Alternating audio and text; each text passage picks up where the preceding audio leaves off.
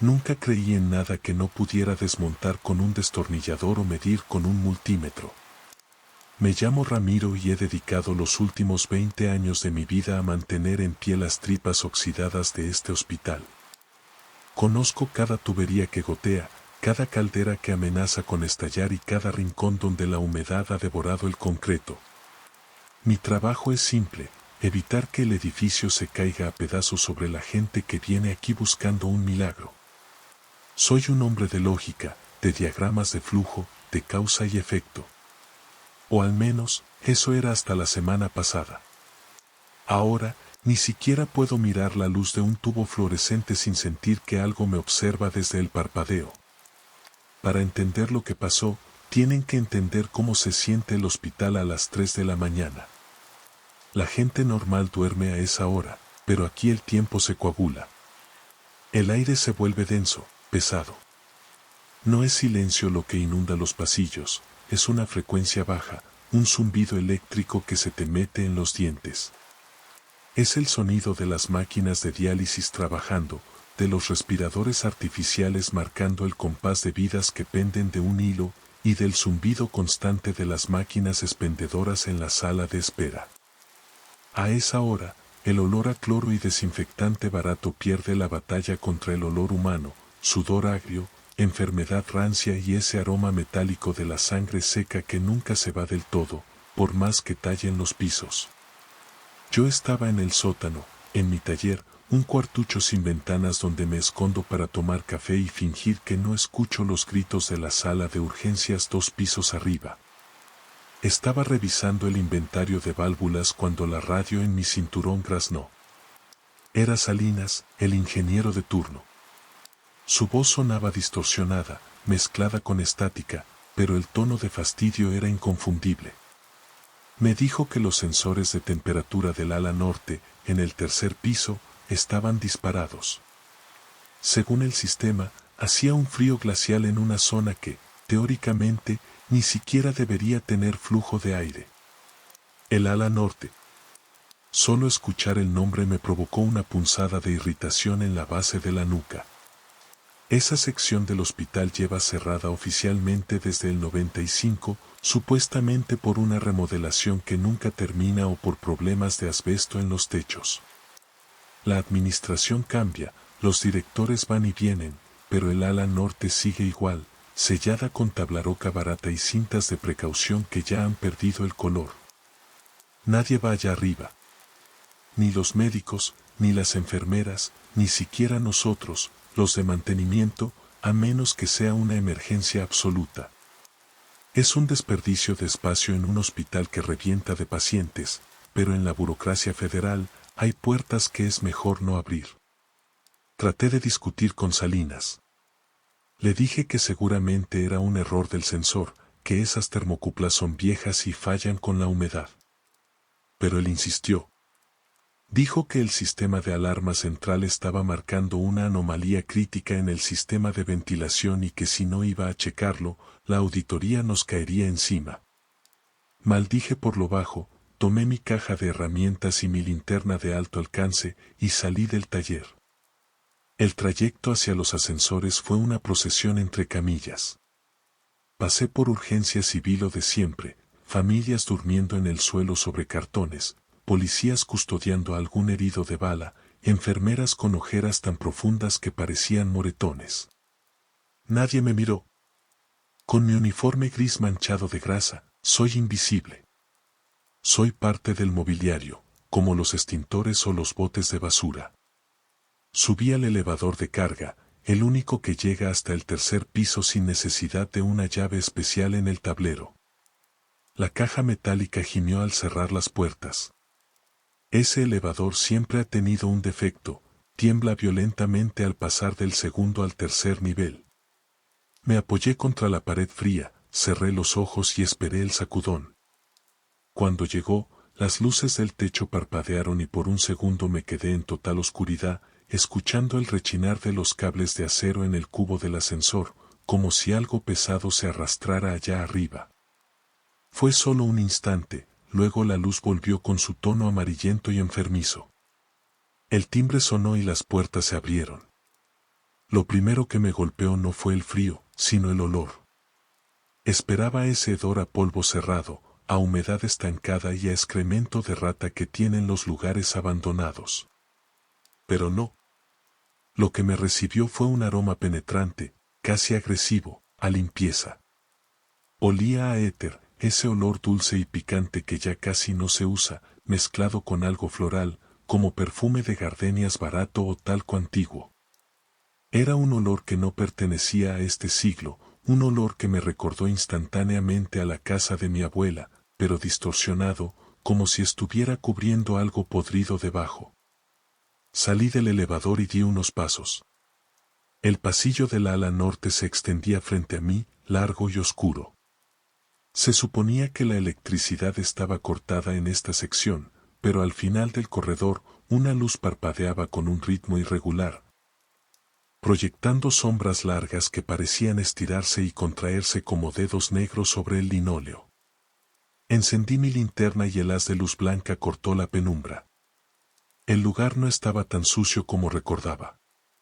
No había escombros en el suelo, ni las típicas montañas de sillas rotas y equipos obsoletos que solemos arrumbar aquí.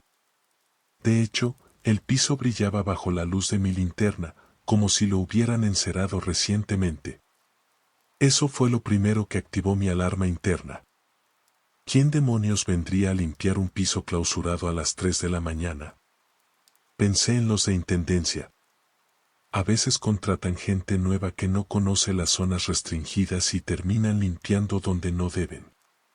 O quizás algún indigente se había colado y estaba viviendo aquí, manteniendo el lugar limpio en su locura.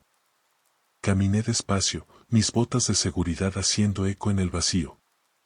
El silencio aquí era diferente al del resto del hospital.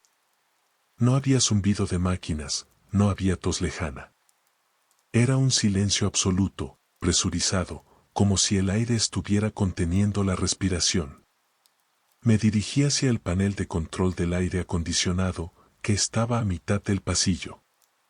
Mientras caminaba, pasé frente a las habitaciones. Las puertas estaban abiertas. Apunté la linterna hacia el interior de la 302, la 304, la 306. Todas vacías. Solo las estructuras metálicas de las camas antiguas, desnudas, sin colchones. Llegué al panel de control y lo abrí. Efectivamente, el sistema estaba operando. Los ventiladores giraban suavemente, moviendo un aire gélido que me erizó la piel de los brazos. Saqué mi multímetro para revisar el voltaje, tratando de concentrarme en los números, en la lógica. Pero mi mente seguía volviendo al olor a gardenias. Era cada vez más fuerte, tanto que empecé a sentir un sabor amargo en la garganta. Fue entonces cuando lo escuché. No fue un lamento, ni un grito, ni ninguna de esas tonterías de película. Fue algo mucho más mundano y, por lo tanto, más aterrador. Escuché el sonido rítmico, seco y autoritario de unos tacones golpeando el suelo. Clac, clac, clac. Venían del fondo del pasillo, más allá de donde alcanzaba la luz de mi linterna. Me congelé con los cables en la mano. Mi cerebro racional buscó una explicación inmediata. Una supervisora. Tenía que ser una jefa de enfermeras haciendo una ronda sorpresa o buscando a alguien que se estuviera escondiendo para dormir. Me enderecé, preparándome para recibir un regaño por estar allí o para explicar que estaba arreglando el aire. «Hola», llamé. Mi voz sonó pequeña, absorbida por las paredes. «Soy de mantenimiento». «Mantenimiento». El sonido de los pasos se detuvo.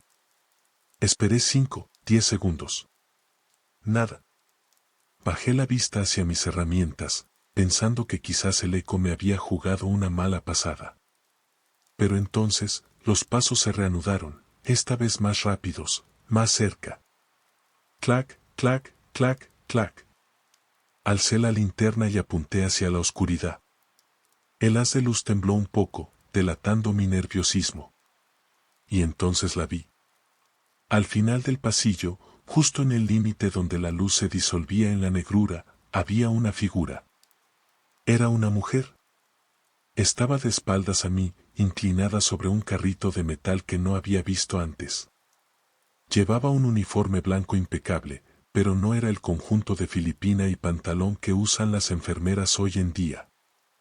Llevaba una capa azul marino sobre los hombros y, en la cabeza, una cofia rígida, almidonada, con una franja negra.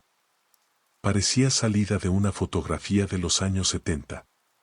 Suspiré, sintiendo una mezcla de alivio y extrañeza. No era un fantasma, era una persona. Probablemente alguna enfermera veterana de las que se niegan a jubilarse y a cambiar el uniforme antiguo. Quizás estaba perdida o senil. He visto casos así, personal que lleva tanto tiempo aquí que el hospital se come su cordura. Disculpe, jefa, dije, usando el tono respetuoso que uno aprende para tratar con el personal médico. Este piso está cerrado. No debería haber nadie aquí. ¿Necesita ayuda para bajar?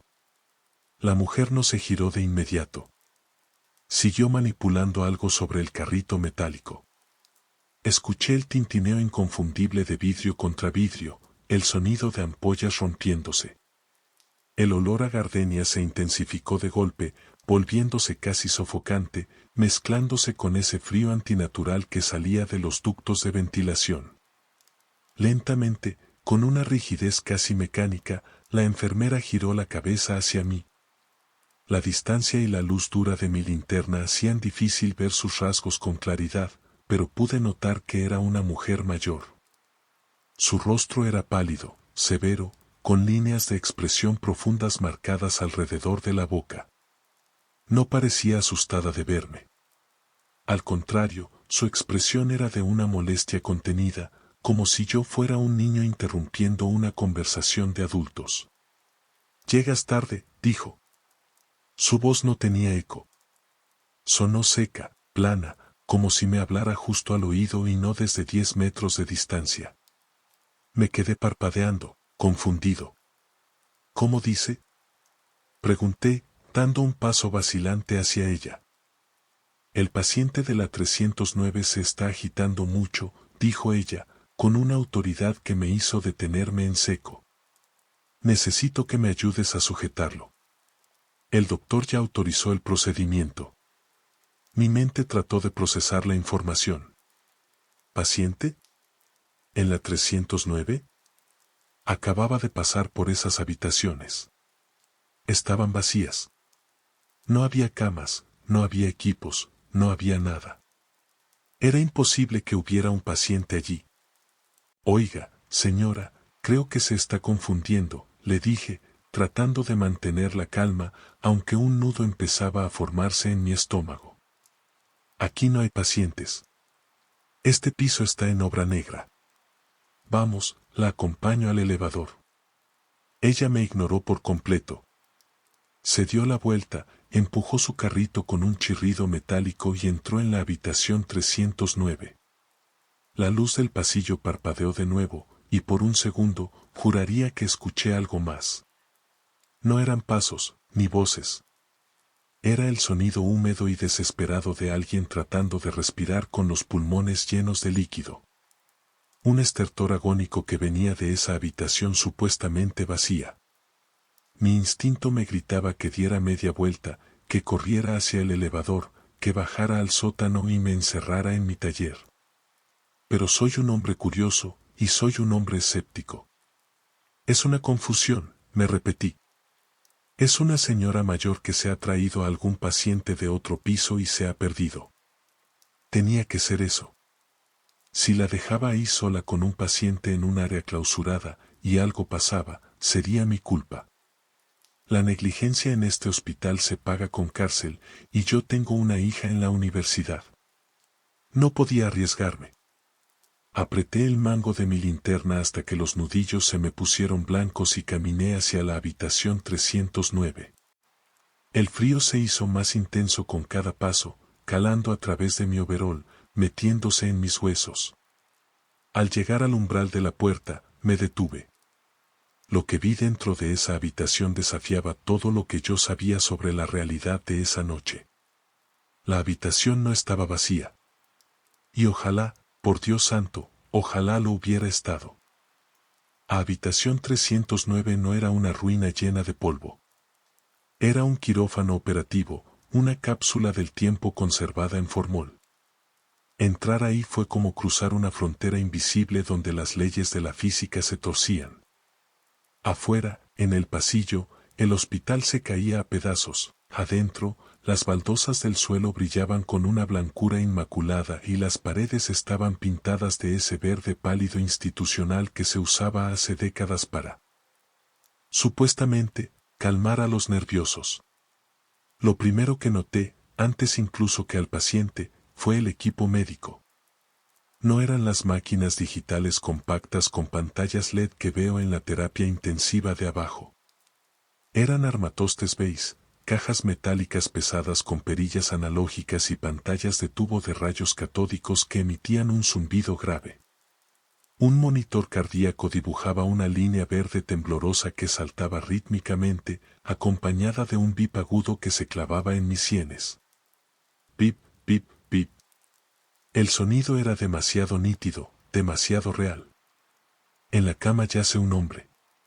No era un bulto de sábanas viejas, era un ser humano de carne y hueso. Estaba demacrado, con la piel pegada al cráneo y de un color amarillento, ceroso, como si el hígado le hubiera dejado de funcionar hacía semanas. Tenía tubos metidos por la nariz y una vía intravenosa en el brazo derecho, conectada a un suero que goteaba con una lentitud exasperante. Me quedé paralizado en la entrada, con la boca seca. Mi cerebro, esa herramienta lógica de la que tanto me enorgullecía, empezó a patinar. Busqué explicaciones racionales, desesperado. ¿Una sala clandestina? ¿Estaba la dirección del hospital ocultando pacientes terminales aquí arriba para no saturar las estadísticas de mortalidad abajo? He escuchado rumores de cosas peores en el sistema de salud pública, pero esto requería una logística imposible. ¿Quién subía los tanques de oxígeno? ¿Quién traía la comida? ¿Y la electricidad? Yo mismo había revisado el tablero de carga hacía 2 meses. Este cuarto no debería tener ni un voltio de corriente. Cierra la puerta, hace corriente, ordenó la enfermera sin mirarme. Obedecí. Lo hice sin pensar, como un autómata.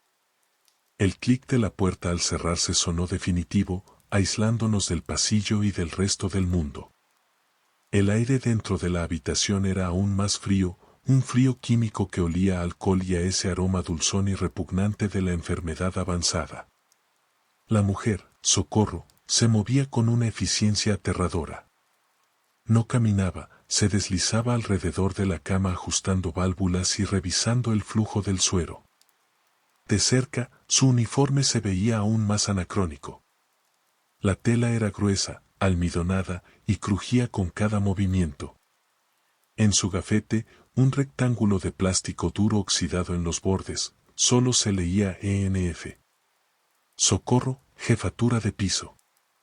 No había códigos de barras, ni chips de acceso, ni fotos digitales. Se llama Antonio, dijo ella, señalando al paciente con la cabeza mientras preparaba una bandeja de metal. Ha tenido una noche muy mala. El dolor no lo deja irse. Señora. Socorro, logré articular. Mi voz temblaba. No entiendo qué pasa. Tengo que llamar a la central. Este paciente no puede estar aquí. No hay condiciones, no hay. Ella se giró bruscamente y me clavó una mirada que me heló la sangre. Sus ojos eran oscuros, hundidos en cuencas profundas, y tenían ese brillo vidrioso de quien no ha dormido en años. Pero no había maldad en ellos, o al menos no una maldad convencional. Había una determinación férrea, una piedad torcida. Lo que no hay es tiempo, muchacho, me interrumpió con voz suave pero firme. Abajo no tienen camas. Abajo no tienen morfina suficiente. Abajo lo dejarían gritar hasta que se le reviente el corazón.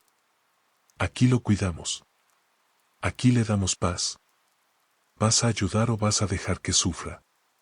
La pregunta me desarmó. ¿Era una trampa moral? Si me iba, abandonaba a un hombre moribundo en manos de una mujer que claramente no estaba en sus cabales. Si me quedaba, me convertía en parte de esta locura. Miré al paciente, a Antonio. En ese momento, él abrió los ojos. No sé cómo describir la mirada de ese hombre. No había conciencia plena, solo un terror primario, animal. Sus pupilas estaban dilatadas, negras como pozos. Me miró fijamente, ignorando a la enfermera, y sus labios secos y agrietados se movieron sin emitir sonido. Trataba de decirme algo. Trataba de gritar. Sus manos, esqueléticas y llenas de moretones por los pinchazos, se aferraron a las sábanas con una fuerza desesperada.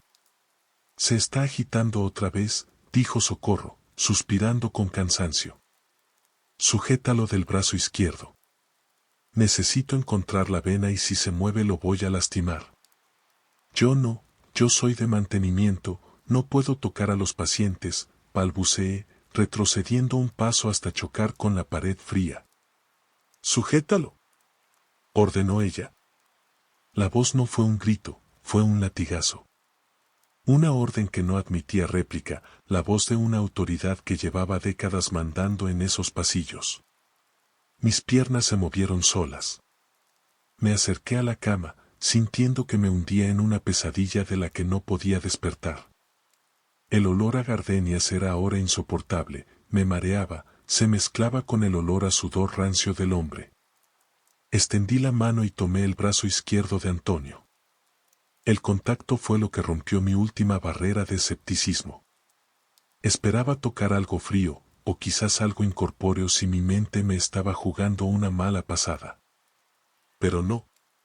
La piel de Antonio ardía. Estaba empapado en un sudor pegajoso y febril. Sentí sus huesos frágiles bajo la piel de papel, sentí el pulso acelerado y errático golpeando contra mis dedos. ¿Era real? Dios mío, era completamente real. El hombre intentó zafarse. Tenía más fuerza de la que aparentaba. Clavó sus uñas en mi guante de trabajo y vi cómo las lágrimas se acumulaban en las comisuras de sus ojos. Me miraba suplicante, negando levemente con la cabeza. No, no, no. Eso era lo que decían sus ojos. Tranquilo, Antonio, tranquilo, murmuró Socorro. La vi sacar algo de su bolsillo. No era una jeringa desechable de plástico como las que veo en la basura del hospital todos los días. Era un instrumento de vidrio y metal, una jeringa hipodérmica antigua, pesada. La aguja era gruesa, larga, brutal. Socorro tomó un frasco de vidrio color ámbar de la mesita. La etiqueta estaba amarillenta y escrita a máquina de escribir, pero no pude leer el nombre del medicamento. Perforó el tapón de goma con la aguja y aspiró el líquido. Era una sustancia aceitosa, de un tono amarillento turbio. ¿Qué es eso?, pregunté, sintiendo un nudo en la garganta. Mi instinto me gritaba que soltara al paciente, que le arrancara las vías y lo sacara de ahí cargando. Pero el miedo me tenía paralizado. Miedo a ella, miedo al lugar, miedo a las consecuencias. Es un cóctel especial, respondió ella con una naturalidad que me revolvió el estómago. Un poco de sedante, un poco de relajante muscular. Es lo único que calma el dolor de verdad. La mezcla del Dr. Guevara. Siempre funciona. El nombre del doctor me sonó vagamente, como un eco de una historia de pasillo escuchada hace años, pero no pude ubicarlo. Socorro se acercó al brazo derecho del paciente, limpiando la zona con un algodón empapado en alcohol. El olor picante inundó mis fosas nasales. Antonio empezó a sacudirse con violencia. El monitor cardíaco se aceleró. Pip, pip, pip, pip. La línea verde se volvió caótica. «¡Agárralo bien!», me gritó Socorro, perdiendo por primera vez su compostura maternal. «Si se mueve le voy a romper la vena y será peor. Haz tu trabajo». «No quiere», le grité de vuelta, mi voz rompiéndose. Señora, no quiere. Deténgase. Él no sabe lo que quiere, replicó ella, sus ojos brillando con una intensidad fanática. Solo sabe que le duele. Tú no escuchas sus gritos todas las noches, yo sí. Yo soy la que tiene que limpiar, la que tiene que consolar, la que tiene que verlos pudrirse mientras los médicos duermen. Sujétalo, maldita sea. La fuerza de su convicción me aplastó. Me sentí pequeño, culpable por cuestionarla. ¿Y si tenía razón? ¿Y si este hombre estaba sufriendo una agonía inimaginable y yo, en mi ignorancia, estaba impidiendo que descansara? Mis manos, traicioneras, apretaron con más fuerza el brazo de Antonio, inmovilizándolo contra el colchón. Sentí como el hombre dejaba de luchar, no por calma, sino por agotamiento. Su mirada se fijó en la mía. Ya no había súplica, solo una profunda y desoladora acusación. Me estaba juzgando. Me estaba condenando. Socorro encontró la vena. Con pulso firme, introdujo la aguja de acero en la carne delgada del antebrazo. Antonio soltó un gemido ahogado, un sonido gorgoteante que escapó de entre sus dientes apretados. Vi cómo el émbolo de vidrio bajaba lentamente, empujando el líquido ámbar dentro de su torrente sanguíneo. Ya está, susurraba ella, acariciando la frente sudorosa del paciente con su otra mano. Eche. Ya viene el sueño. Ya viene el silencio. Yo quería soltarlo, pero mis dedos estaban engarrotados.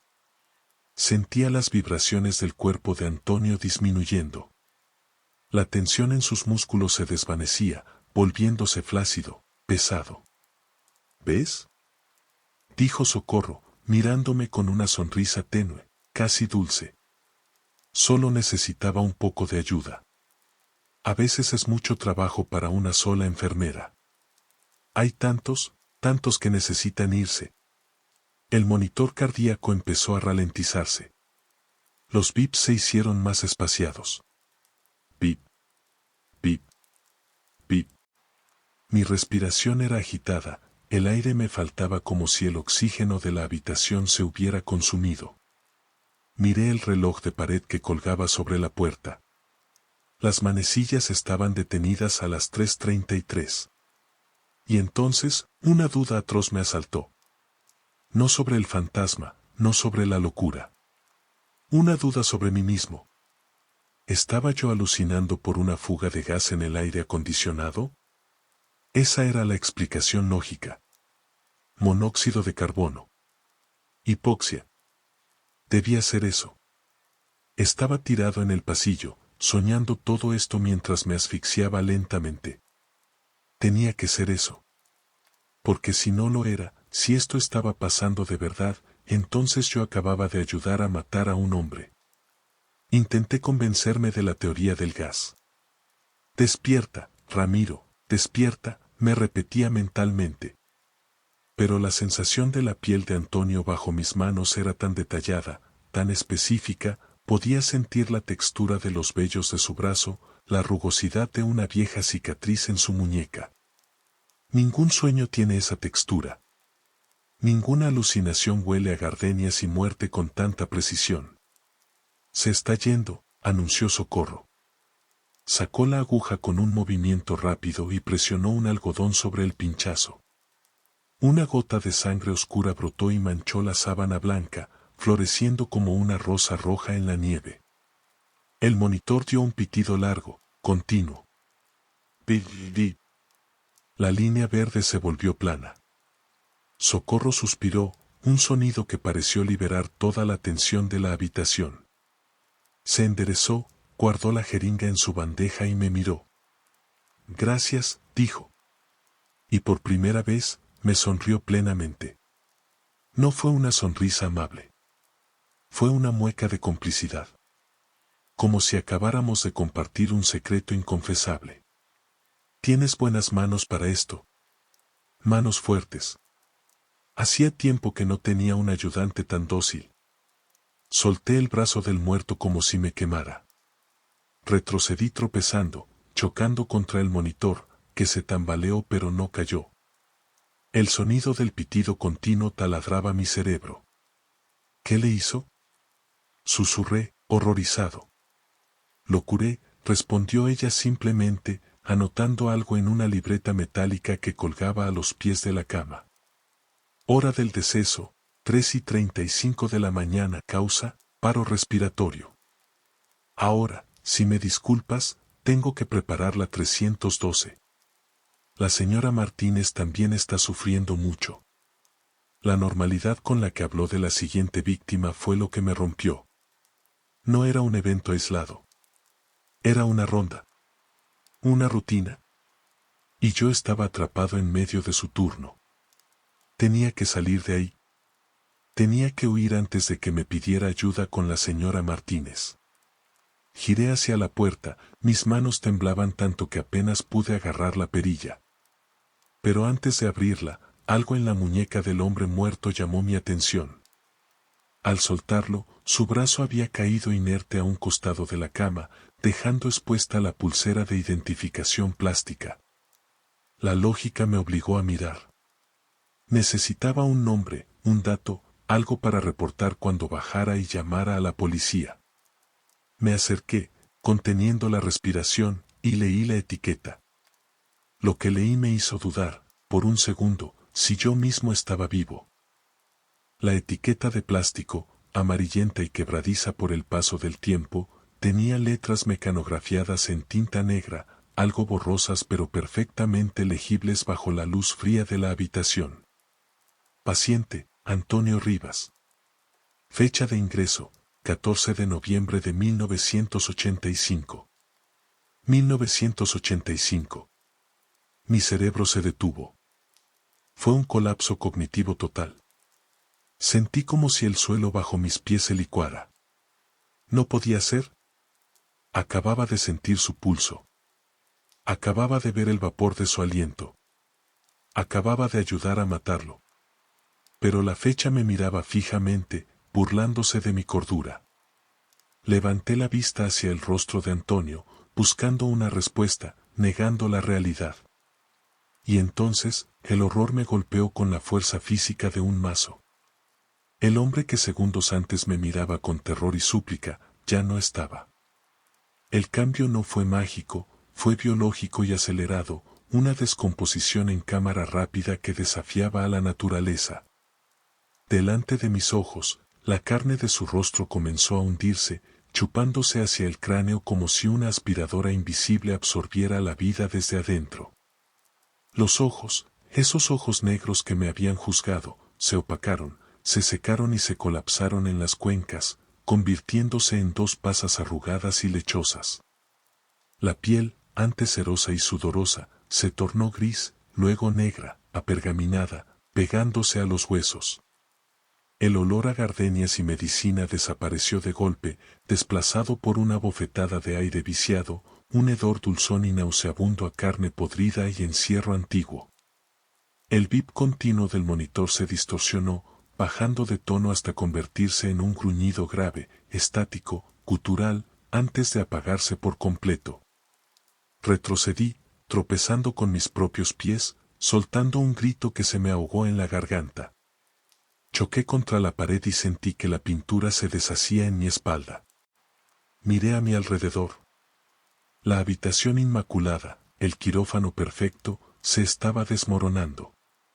Las baldosas blancas se llenaron de grietas negras que reptaban como venas enfermas por el suelo y las paredes. El moho floreció en las esquinas en cuestión de segundos, manchas verdes y negras que devoraban el color pastel. ¿A dónde vas, Ramiro? La voz de Socorro ya no era suave ni maternal.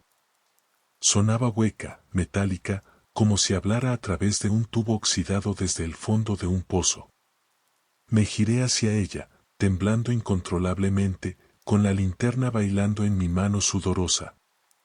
Ella estaba parada al otro lado de la cama, junto al cadáver momificado de Antonio. Pero algo estaba mal con ella. Su inmovilidad era antinatural. No respiraba. Su uniforme blanco inmaculado ahora se veía gris, raído, cubierto de manchas marrones que no quería identificar. Pero lo peor era su rostro.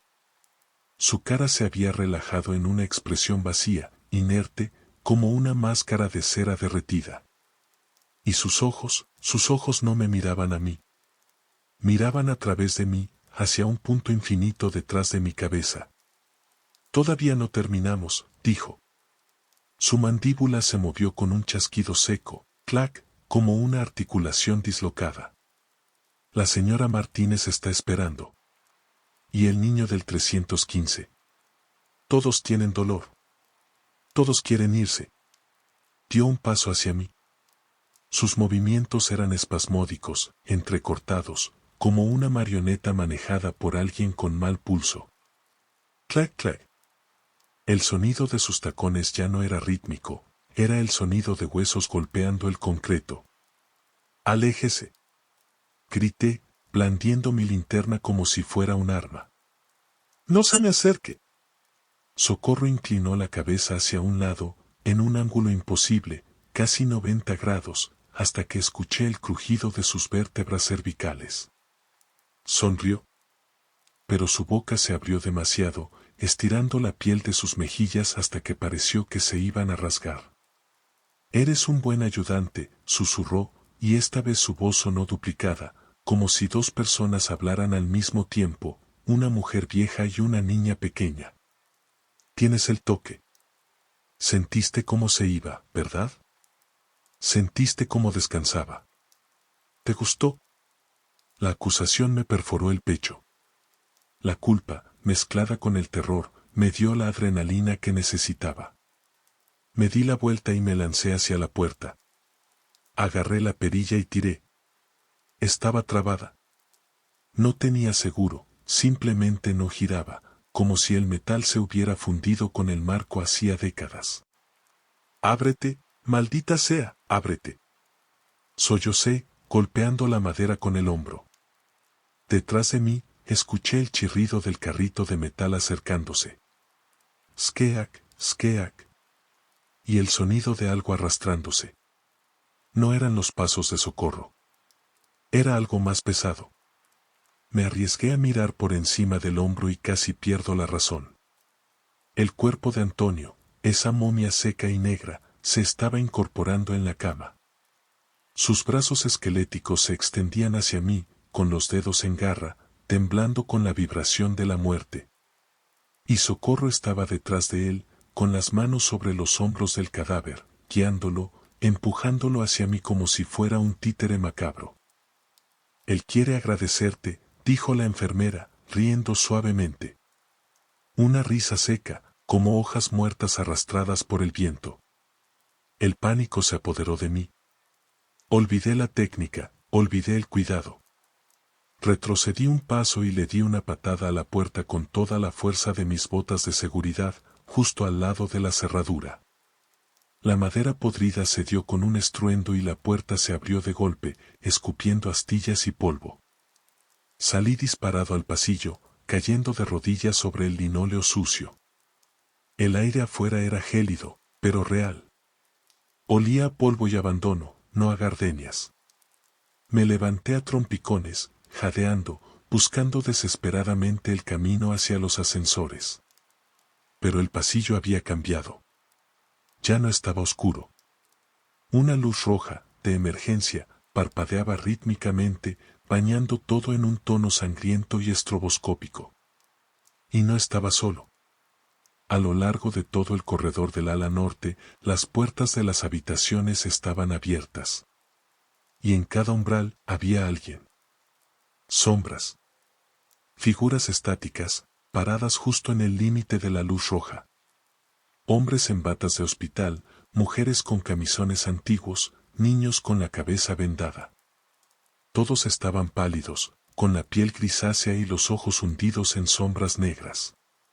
No se movían, no caminaban hacia mí. Solo observaban. Cientos de ojos muertos clavados en mi presencia. Eran los pacientes. Los curados. La colección de Socorro. Sentí una presión en el pecho, como si el aire se hubiera vuelto sólido. Tenía que pasar frente a ellos para llegar a la salida. No había otra ruta. Ven, susurró una voz desde la habitación 308. Ayúdame, gimió alguien desde la 306. Duele, lloró una voz infantil desde la 304. Era un coro de lamentos, una cacofonía de sufrimiento atrapado en el tiempo. Me tapé los oídos, cerré los ojos y corrí. Corrí como nunca había corrido en mi vida. Sentía el roce de telas frías contra mis brazos mientras pasaba, sentía dedos helados que intentaban agarrar mi ropa, susurros que se me metían en el cerebro prometiéndome descanso eterno si me detenía. Tropecé con una camilla abandonada en medio del pasillo y caí de bruces, golpeándome la cara contra el suelo. El sabor metálico de la sangre llenó mi boca. Me quedé ahí un segundo, aturdido, escuchando mi propio corazón martillear contra las costillas. Y entonces, sentí una mano en mi tobillo. Era un agarre de hierro. Frío, doloroso. Grité y me giré, pataleando frenéticamente. Socorro estaba ahí, tirada en el suelo, arrastrándose hacia mí con movimientos de araña. Su cofia había desaparecido, y su cabello gris, largo y enmarañado, le cubría la cara. Pero podía ver su sonrisa. Una sonrisa llena de dientes negros y afilados. No puedes irte, siseó ella, tirando de mi pierna con una fuerza sobrenatural. Ya eres parte del turno. Ya firmaste con tus manos. Suélteme. Por favor, suélteme. Grité, golpeando su mano con mi linterna una y otra vez.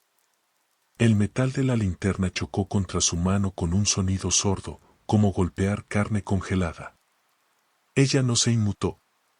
Siguió tirando, arrastrándome centímetro a centímetro de regreso hacia la oscuridad de las habitaciones, hacia el coro de los muertos.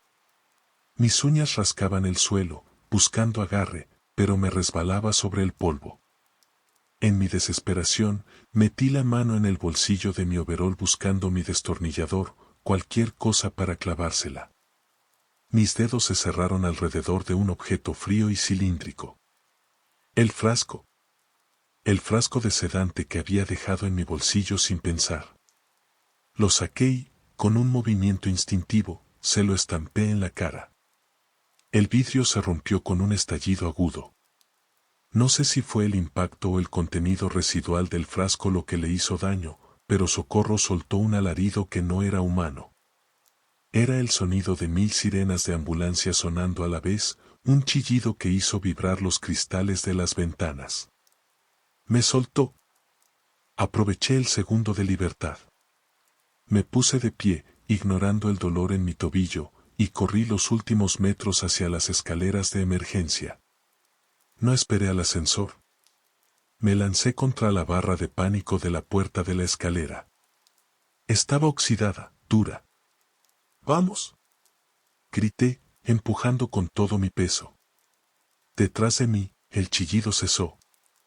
Se hizo un silencio repentino, pesado. Me giré lentamente.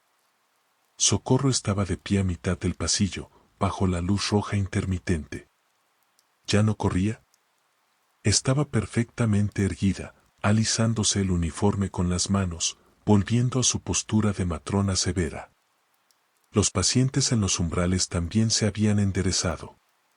Todos me miraban con una expresión de tristeza infinita.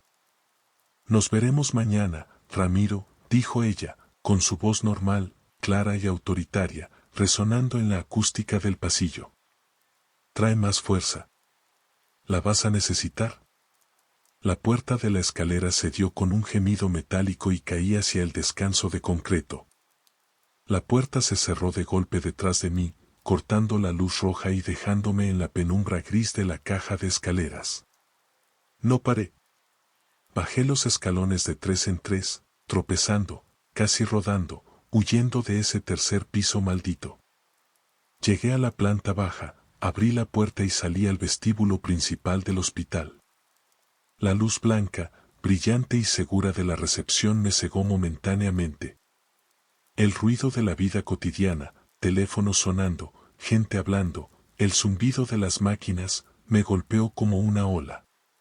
Me apoyé contra la pared, jadeando, empapado en sudor frío, sintiendo que iba a vomitar el corazón. Un guardia de seguridad, un hombre mayor llamado Don Chui, me vio y se acercó con el ceño fruncido. ¿Ramiro?, preguntó, mirándome de arriba abajo con extrañeza. ¿Qué te pasó, hombre? Pareces un muerto. ¿Y qué haces bajando por la escalera si fuiste a checar el aire? Llevas ahí arriba como 2 horas. ¿2 horas? Pregunté, mi voz sonando ronca, ajena. No. Solo fueron 20 minutos. Don Chui, ahí arriba, hay alguien. Hay una enfermera. Don Chui se detuvo en seco. Su rostro, curtido por los años de turnos nocturnos, palideció visiblemente. Miró hacia la puerta de la escalera por la que yo acababa de salir y luego me miró a mí, a mis manos. Bajé la vista. Mis manos estaban manchadas. No de grasa, ni de polvo. Estaban manchadas de una sustancia oscura, seca y costrosa. Sangre vieja. ¿Y olían? Dios, olían a formol y gardenias. Metí la mano en mi bolsillo, buscando el destornillador, buscando lógica. Pero mis dedos rozaron algo afilado. Saqué la mano con cuidado. En mi palma descansaba un fragmento de vidrio grueso, color ámbar. La etiqueta todavía estaba pegada al trozo roto. Apenas se leía una palabra escrita a máquina, eutanasia. Y debajo, un sello oficial del gobierno federal con el año 1985. No fue un sueño. No fue gas. El terror real no fue lo que vi allá arriba. El terror real fue comprender que el mal no se había quedado en el 3er piso. El mal me había marcado. Yo había sido el instrumento. Y Socorro tenía razón en algo, yo tenía buenas manos para eso. Me miré las manos manchadas y sentí un escalofrío que no venía del aire acondicionado. Sentí, por un brevísimo instante, el deseo de volver a subir. La necesidad de terminar el trabajo. De ayudar a la señora Martínez. De que dejaran de sufrir. Sacudí la cabeza violentamente, tratando de expulsar ese pensamiento intruso, ajeno, que se había instalado en mi mente como un virus. Pero la semilla ya estaba plantada. Socorro no solo quería un ayudante físico. Quería un heredero. Don Chui no me preguntó qué tenía en la mano. No hizo falta. Al ver la palidez de mi rostro y la sangre seca que manchaba mis dedos, el viejo guardia entendió que yo había cruzado una línea que él llevaba años vigilando desde la seguridad de su caseta. Se persignó, un gesto rápido y tembloroso, y bajó la voz hasta convertirla en un susurro cómplice, como si las paredes del vestíbulo tuvieran oídos. «¿La viste, verdad?», dijo, sin acercarse demasiado. «¿Viste a la jefa Socorro?». Asentí. No tenía fuerzas para hablar, para explicar que no solo la había visto, sino que había trabajado para ella. Llevaba meses tranquila, murmuró Chui, mirando con desconfianza hacia el techo, hacia donde sabíamos que estaba el 3er piso. Dicen que solo baja cuando el hospital está demasiado lleno. Cuando hay mucho dolor acumulado y los vivos no se dan abasto. Ella cree que nos hace un favor, muchacho. Cree que es un ángel de misericordia. En el 85, cuando el temblor, dicen que durmió a medio pabellón para que no sufrieran aplastados. Y se ve que le gustó el oficio. Me dio una palmada en el hombro, un gesto que pretendía ser reconfortante pero que se sintió como una despedida. «Vete a casa, Ramiro. Lávate bien. Y quema esa ropa. El olor de ese piso se pega en el alma, no solo en la tela». Salí del hospital arrastrando los pies. El aire de la madrugada en la ciudad debía sentirse fresco, pero yo sentía que estaba respirando ceniza. Subí a mi coche, un viejo sedán que tardó 3 intentos en arrancar. Mientras conducía por las avenidas vacías, no dejaba de mirar por el retrovisor. Esperaba verla ahí, sentada en el asiento trasero, con su cofia almidonada y su jeringa de vidrio. Pero el asiento estaba vacío. Lo único que me acompañaba era el olor. Ese maldito olor a gardenias y éter que parecía emanar de mis propios poros. Llegué a mi casa, donde mi esposa y mi hija dormían ajenas al horror. Entré en silencio, como un ladrón. Me metí al baño y me tallé las manos con cloro y detergente en polvo hasta que la piel se me puso roja y comenzó a arder. Froté y froté, tratando de quitarme la sensación de la piel de Antonio, la vibración de su último suspiro que se había quedado grabada en mis palmas. Pero la mancha invisible no salía. Mis manos se veían limpias, pero yo las sentía sucias. Culpables. No dormí esa noche.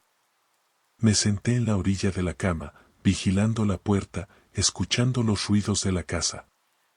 Cada crujido de la madera, cada zumbido del refrigerador me hacía saltar. Cerraba los ojos y veía la cara de Socorro sonriendo, diciéndome que tenía buenas manos. A la mañana siguiente, la realidad terminó de romperse. Estaba en la cocina, bebiendo café negro para tratar de disipar la niebla mental, cuando encendí la televisión para ver las noticias locales. Lo hice por costumbre, un ruido de fondo para no pensar. La presentadora hablaba de tráfico, del clima, de política. Pero entonces, apareció el cintillo de última hora. Reportaban un incidente en el hospital donde trabajo. Mi estómago se revolvió. Subí el volumen. Autoridades de salud investigan la muerte sospechosa de un paciente durante la madrugada en el Hospital General, decía la voz neutra de la periodista. El señor Antonio Rivas, un indigente que había sido ingresado horas antes por neumonía y que, debido a la saturación, fue colocado temporalmente en una camilla de pasillo en el cuarto piso, falleció inexplicablemente. Sentí que el suelo se abría bajo mi silla. Antonio Rivas. El mismo nombre. Pero la noticia decía cuarto piso. Yo estuve en el tercero. Lo desconcertante del caso, continuó la reportera, es que los análisis preliminares indican una sobredosis masiva de un sedante que dejó de fabricarse hace más de 30 años. La policía no encuentra explicación a cómo dicha sustancia llegó al sistema del paciente, ni quién se la administró, ya que no hay registros de personal atendiéndolo a la hora del deceso. Apagué la televisión. El silencio en la cocina fue absoluto. No fue un fantasma del pasado. O al menos, no solo eso. El tercer piso donde estuve no era un lugar físico estático, era una superposición. Un pliegue. Socorro usó mis manos vivas y reales, para alcanzar a un paciente que estaba un piso arriba, en mi tiempo, en mi realidad. Antonio Rivas existía. Antonio Rivas estaba sufriendo. Y yo lo maté. Lo maté con una medicina que no existe, en una habitación que no estaba ahí, bajo las órdenes de una muerta. La policía nunca me buscó. ¿Cómo podrían? Las cámaras de seguridad del hospital seguramente me grabaron entrando al ala norte y saliendo 20 minutos después, pálido y asustado. No hay grabaciones de mí subiendo al cuarto piso. Para el mundo, soy inocente. Tengo la coartada perfecta. Yo estaba peleando con fantasmas mientras el hombre moría. Pero yo sé la verdad. Y lo peor es que no renuncié. No pude. Tengo deudas. La universidad de mi hija no se paga sola. La hipoteca no perdona por traumas sobrenaturales. Así que sigo yendo. Sigo poniéndome el overol gris. Sigo bajando al sótano. Han pasado 3 semanas. Evito el ala norte como si fuera radiactiva. Si tengo que arreglar algo cerca de los ascensores de carga, mando a los novatos. Pero el hospital ha cambiado para mí. Ya no veo tuberías y cables. Veo sufrimiento. Cuando camino por urgencias, ya no soy invisible. Los pacientes me miran. Esos ojos vidriosos, llenos de dolor y miedo, se clavan en mí. Y no me miran como a un técnico de mantenimiento. Me miran con una extraña esperanza. Como si supieran. Como si olieran en mí la capacidad de terminar con su dolor. A veces, cuando estoy solo arreglando una lámpara en un pasillo silencioso, siento un frío repentino en la nuca. Y escucho, muy suavemente, el clac, clac, clac de unos tacones antiguos acercándose. No corro. Ya no tiene caso correr. Sé que ella está ahí. Sé que me está observando, esperando pacientemente a que mi resistencia se quiebre, o a que la necesidad económica me obligue a aceptar un turno extra en la noche. Pero lo que realmente me aterroriza, lo que no me deja dormir y me hace llorar en silencio cuando mi esposa no me ve, no es el miedo a que Socorro me mate. Es lo que siento cuando veo a alguien sufrir. Ayer, vi a un hombre quemado en la sala de espera, gritando de agonía mientras las enfermeras tardaban en atenderlo. Y por un segundo, solo por un segundo, mis manos hormiguearon. Sentí la necesidad de acercarme. Sentí la certeza absoluta, fría y lógica, de que yo podía ayudarlo. De que yo podía darle silencio. De que tenía las buenas manos para hacerlo. Socorro no solo quería un cómplice para esa noche. Ella estaba reclutando. Me infectó con su piedad maldita. Y tengo miedo. Miedo de que la próxima vez que escuche sus pasos y ella me ofrezca la jeringa, no lo haga por obligación. Miedo de que la próxima vez, yo le diga que sí porque quiero. Porque en este hospital, el sufrimiento es eterno, pero el turno de la enfermera Socorro nunca termina. Y creo que acabo de fichar mi entrada para siempre.